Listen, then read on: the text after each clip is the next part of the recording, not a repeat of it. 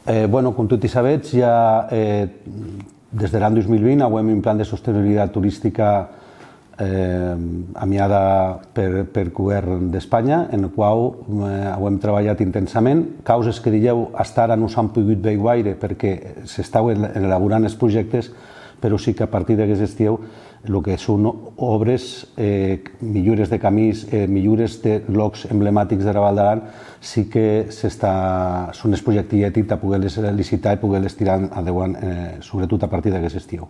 Bàsicament són una millora important en Sau de Pix, on se podrà persones amb minusvalies i persones que no cegues, que podran apropar-se d'una manera fàcil a la cascada. Després també hi haurà millores en parcatge, també se va una intervenció important en Saboredo, hi ha en liat de Metriu Roi.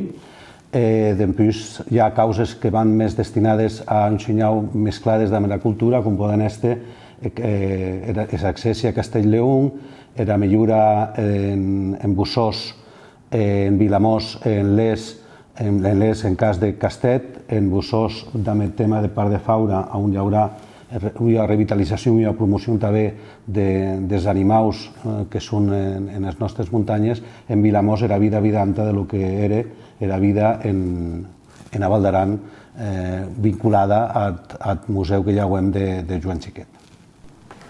Dintre del plan de sostenibilitat, sí, dir-vos que el primer que hem fet és regularització del tema de pistes. És molt important que el tema de pistes estigui regularitzat per evitar la massificació de vehicles. També és important per nosaltres respecte a la natura. Hem fet diversos camins degudament senyalitzats tant pel tema del ciclo com el tema del senderisme. Sí, volem dir que amb el tema del senderisme i ciclo els camins haurien de ser una mica compartits, o sigui, amb respecte mutu, perquè és un camí per tots. Dir-vos també que tenim les casetes de turisme col·locades pràcticament a punts estratègics de les riberes per evitar que els cotxes puguin pujar sense un control. S'està fent els paneus informatius per saber en un moment donat quan estan ocupats, com pot ser Colomers o pot ser Restanca o Pont de Ressec, per desviar els clients a d'altres destins. Actualment, davant de tots els reptes que la Val d'Aran ha d'afrontar, reptes que, com sabeu, van des de l'adaptació al canvi climàtic o la repensada del nostre model socioeconòmic, el paper del turisme ha un paper essencial, un estat en el nostre desenvolupament. La Val d'Aran no seria el que és sense turisme.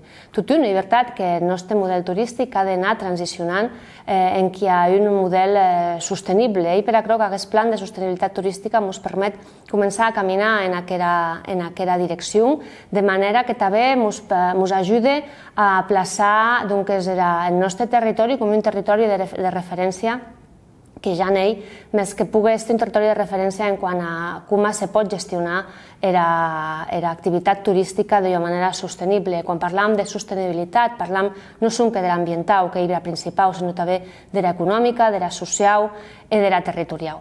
I per això que des del Consell General d'Aran pensam que aquest plan de sostenibilitat turística era de besuny, sigui que una proposta que ja sé que elegida d'entre força dautes en tot l'estat, em pensi que serà també quan tots aquests projectes i obres siguin acabats i al llarg d'aquest any, se veurà també la diferència i la manera també de dar a conèixer el nostre territori des d'un punt de vista, com a digui, molt més sostenible.